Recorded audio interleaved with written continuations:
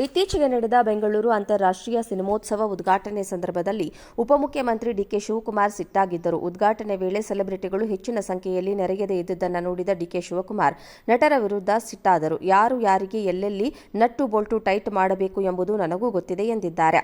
ಈ ಹೇಳಿಕೆ ಬಗ್ಗೆ ಚರ್ಚೆ ನಡೀತಾ ಇದೆ. ಹೀಗಿರುವಾಗಲೇ ಡಿಕೆಶಿ ಹೇಳಿಕೆಯನ್ನ ಕಾಂಗ್ರೆಸ್ ಶಾಸಕ ರವಿ ಗಾಣಿಗ ಬೆಂಬಲಿಸಿದ್ದಾರೆ. ಜೊತೆಗೆ ಅವರ ಕೆಲ ಕಲಾವಿದರ ಬಗ್ಗೆ ಸಿಟ್ಟಾಗಿದ್ದಾರೆ.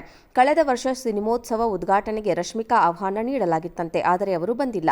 ಈ ಬಗ್ಗೆ ಮಾತನಾಡಿರೋ ರವಿ, ರಶ್ಮಿಕಾ ಚಿತ್ರರಂಗಕ್ಕೆ ಕಾಲಿಟ್ಟಿದ್ದು ಕನ್ನಡದಿಂದ. ಕಳೆದ ಬಾರಿ ಚಲನಚಿತ್ರೋತ್ಸವಕ್ಕೆ ಕರೆದೆವು. ಆದರೆ ನಾನು ಇರೋದು ಹೈದರಾಬಾದ್ನಲ್ಲಿ. ಕರ್ನಾಟಕ ಎಲ್ಲಿದೆ ಗೊತ್ತಿಲ್ಲ. ನನಗೆ ಟೈಮ್ ಬರಲ್ಲ ಅಂದ್ರು ಎಂದು ರಶ್ಮಿಕಾ ಬಗ್ಗೆ ಅಸಮಾಧಾನ ಹೊರಹಾಕಿದ್ದಾರೆ.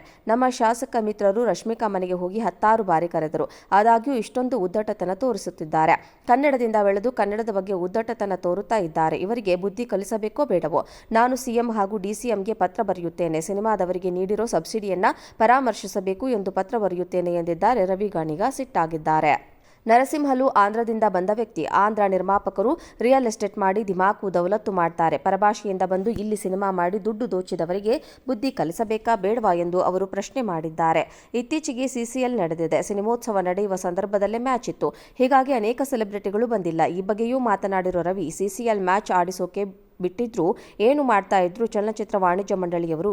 ಸಿಸಿಎಲ್ ನಿಲ್ಲಿಸಿ ಬೆಂಗಳೂರಿಗೆ ಬನ್ನಿ ಎಂದು ಹೇಳೋಕೆ ಅವರಿಗೆ ಆಗಲಿಲ್ವಾ? ಚಲನಚಿತ್ರ ವಾಣಿಜ್ಯ ಮಂಡಳಿ ಅಧ್ಯಕ್ಷ ನರಸಿಂಹಲು ಅವರಿಗೆ ಇದು ಲಾಸ್ಟ್ ವಾರ್ನಿಂಗ್ ಎಂದಿದ್ದಾರೆ.